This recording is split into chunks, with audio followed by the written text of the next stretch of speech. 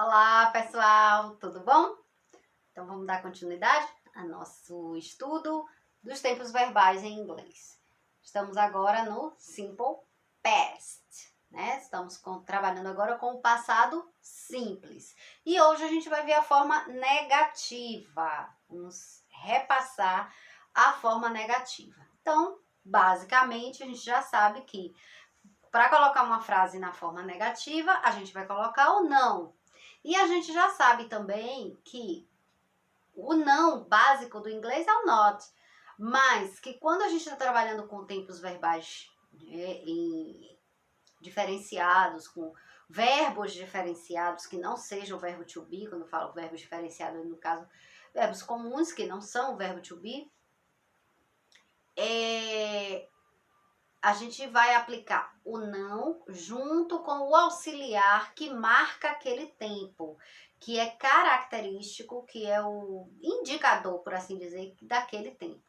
Então, por exemplo, quando a gente estava trabalhando com o Simple Present, a gente viu que o marcador, né, ou o indicador do tempo verbal Simple Present, presente simples, presente do indicativo, é o do, com a variante do das por causa da terceira pessoa do singular, que tem diferença. Então, no passado, no Simple Past, o auxiliar do Simple Past é did. Esse mesmo, did. Aí você vai juntar ele com o not. Então, você pode usar did not, duas palavras para significar não, ou você pode optar pela forma abreviada, que é a forma mais comum, é a forma mais utilizada. Como é a forma abreviada, já expliquei para vocês, mas vou explicar, colocar aqui novamente. A forma abreviada é quando você junta duas palavras para ela se tornar uma, e aí você elimina uma letra, que no caso do quando você junta o not, sempre quem sai é o O, e coloca o apóstrofo ali para indicar que tinha uma letra ali, que uma letra foi suprimida. Pronto. Então, esse é o não que a gente vai usar no Simple Past. Só isso? Não.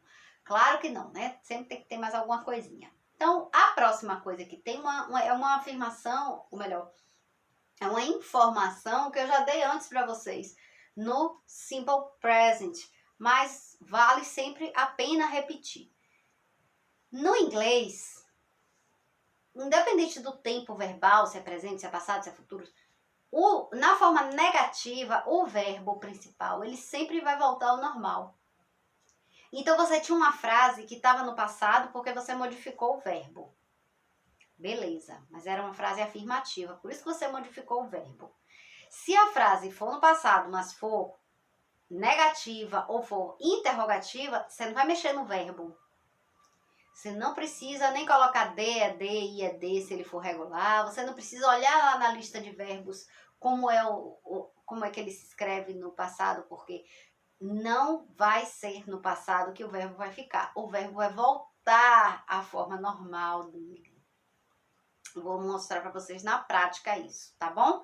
Então, toda vez que você usa didn't, o verbo volta ao normal. Toda vez que você bota uma frase na negativa em inglês, o verbo volta para o normal. Então, vamos cá, para a gente entender. Vamos botar uma frase clássica.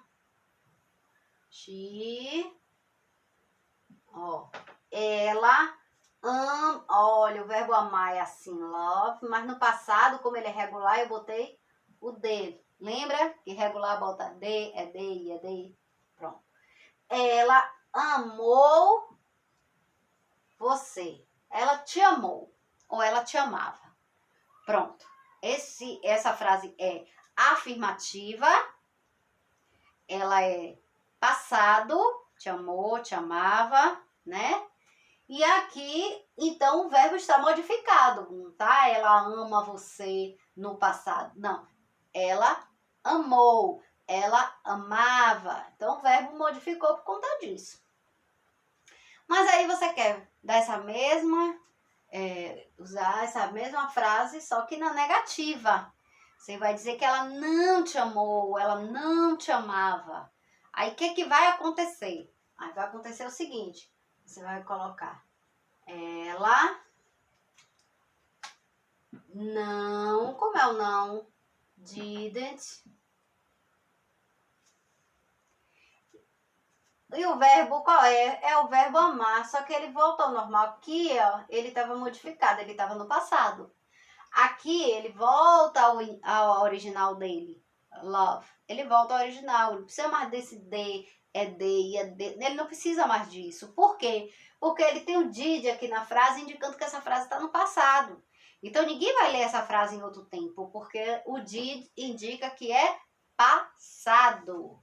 E aí, você segue com a informação. Ela não te amou. Ela não te amava. Ok?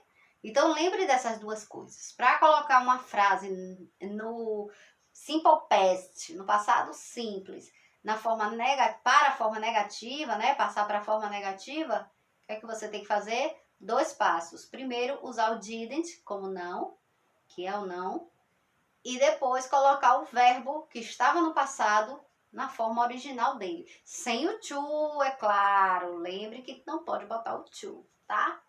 Porque você está usando o verbo conjugado, né? Dentro de um contexto. Vou pegar um outro verbo aqui, que é irregular. Vou tirar essa frase aqui. E vamos botar uma frase irregular, com o verbo irregular. Então, eu ponho aqui, ó. Primeiro, deixa eu fazer a afirmativa para vocês. Vou botar aqui, ó. Ele